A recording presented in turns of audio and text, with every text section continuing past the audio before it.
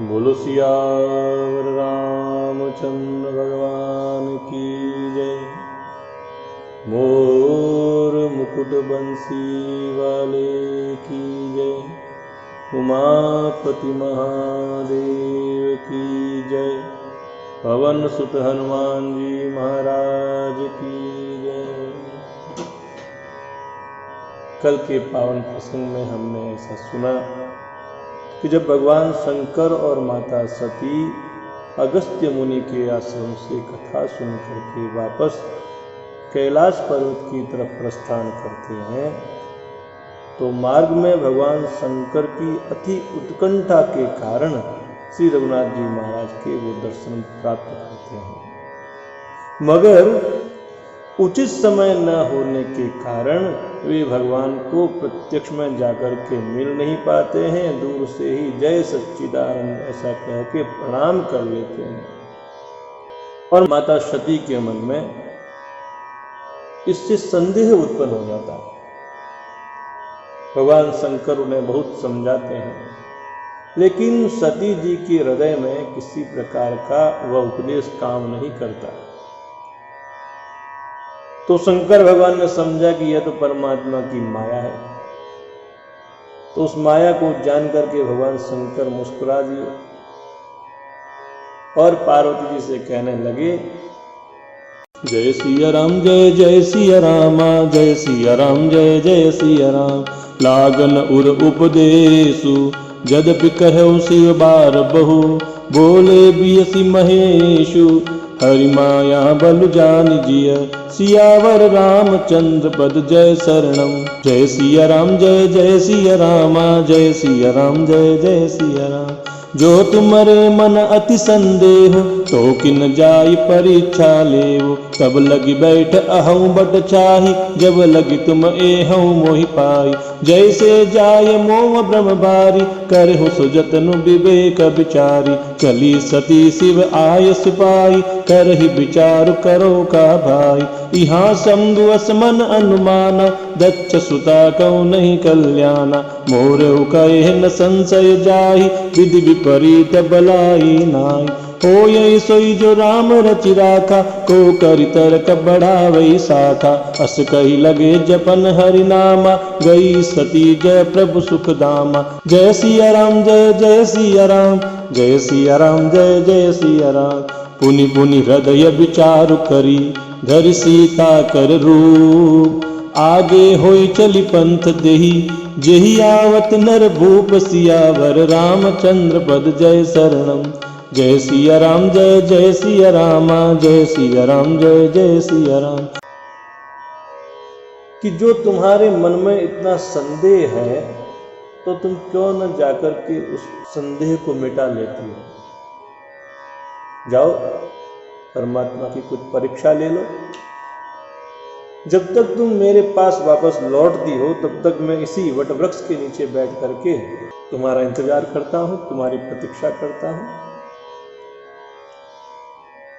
शंकर भगवान ने जाने के लिए तो कहा, लेकिन साथ में एक शब्द कहा, करहूं सो जतन विवेक विचारी।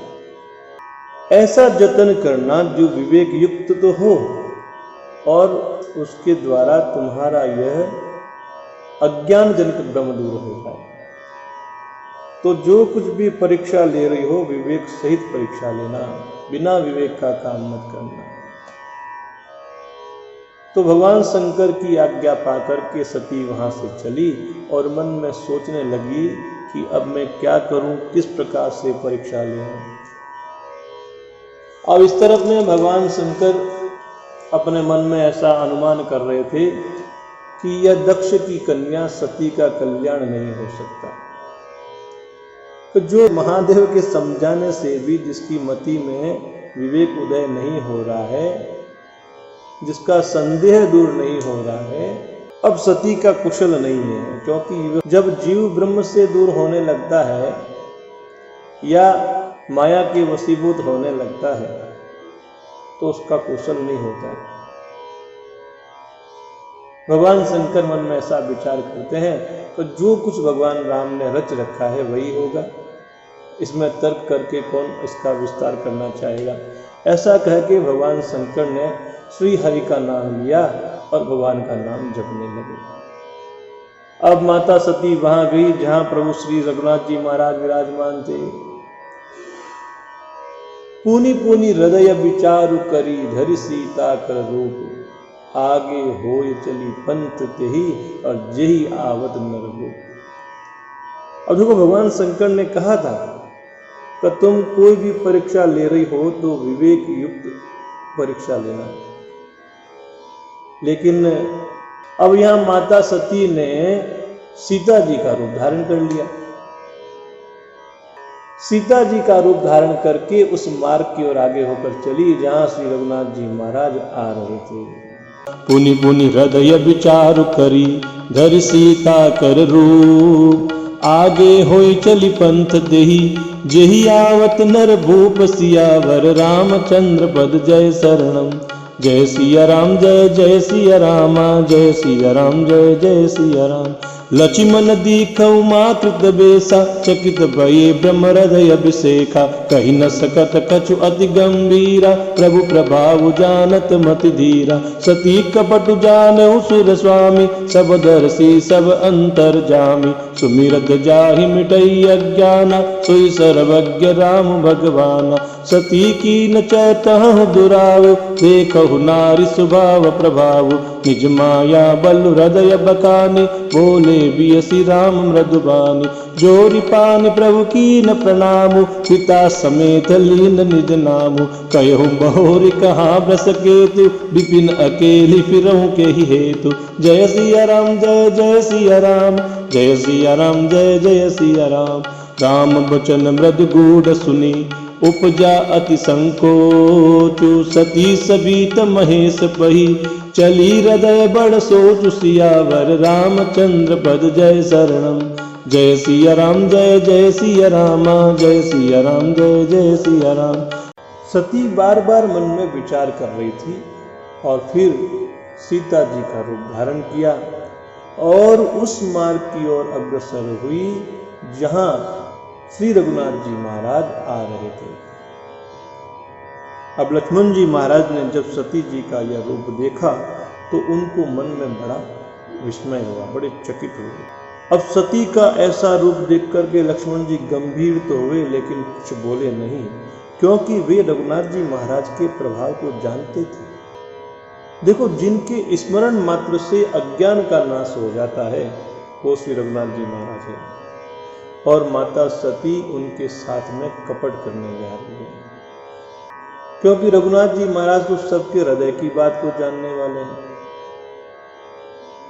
और सती यहां श्री रघुनाथ जी महाराज से कपट करने जा रही है, ऐसा रघुनाथ जी महाराज जान गए। तो श्री रामचंद्र जी कह रहे हैं कि देखो, स्त्री स्वभाव का असर तो देखो। यह सती जी मुझसे छिपाव करना चाह रही है। सती कीन चह तहु दुराव, और देखो नारी स्वभाव प्रभाव। तो जब सती जी को इस प्रकार छिपाव करता हुआ देखा तो रघुनाथ जी महाराज ने अपनी माया की प्रबलता को देख करके थोड़ा मुस्कुराए कि अपनी माया निज माया बलु हृदय बखाने, पर बोले बियसी राम मृदुबानी। रघुनाथ जी महाराज हंस करके कोमल वाणी से बोले।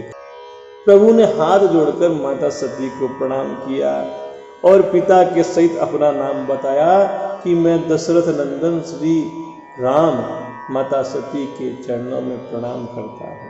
फिर कहा कि वृषकेतु भगवान शंकर कहाँ हैं, शिव जी कहाँ हैं? आप यहाँ वन में अकेली कैसे विचरण कर रही हैं? जब माता सती ने श्री रघुनाथ जी महाराज के कोमल और रहस्य से भरे हुए वचनों को सुना तो मन में बड़ा संकोच हुआ।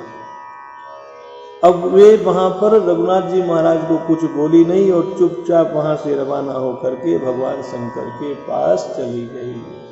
जब शंकर के पास में गई, लेकिन हृदय में बड़ी चिंता थी कि जब मेरे स्वामी को पता चलेगा कि मैंने उनके इष्ट देव के साथ में इतना बड़ा छिपाव दुराव किया तो उन्हें कितनी ठेस पहुंचेगी। अब माता सती यहाँ से भगवान शंकर के पास गई है। आगे की कथा हम कल प्रसंग में सुनेंगे। बोलो सियावर रामचंद्र भगवान की जय। मोर मुकुट बंसी वाले की जय। उमापति महादेव की जय। पवन सुत हनुमान जी महाराज की जय। देखो, जो गुरु होता है तो गुरु की बातों पर विश्वास करना चाहिए। गुरु की बातों पे जो विश्वास नहीं करते हैं, श्रद्धा नहीं करते हैं और अपने मन से कार्य करते हैं, तो इस प्रकार हमारी बुद्धि और विवेक जो है वो भ्रमित हो जाते हैं। जगत के गुरु श्री शंकर भगवान और माता सती ने उनकी बात पे इतना दृढ़ विश्वास नहीं किया और श्री रघुनाथ जी महाराज की परीक्षा लेने के लिए निकली थी, तो उनसे यह विवेकहीन कार्य हो गया। इसलिए गुरु की बात को महत्व देना चाहिए। राम